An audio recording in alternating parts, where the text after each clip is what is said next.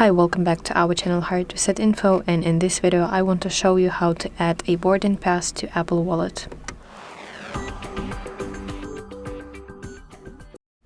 So you want to open the official application of Airline on your phone to see your boarding pass. Additionally, if you have the confirmation message from the airline in your email, you can also open this email to see your boarding pass. So let me show you for example, this is some random boarding pass that I created.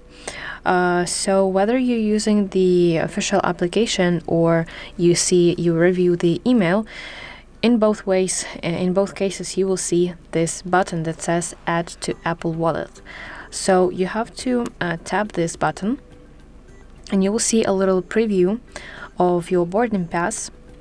So let's tap Add button in the top right corner of the screen, and now it should be added to your wallet. Let's go and check that. You want to open wallet application on your iPhone, and now look through your boarding passes, and here is the boarding pass that I just added. So the most crucial thing is that you have to look for this Add to Apple Wallet button. So that's it. I really hope that you find this video helpful, and if so, please like this video and subscribe to our channel to see more content like this.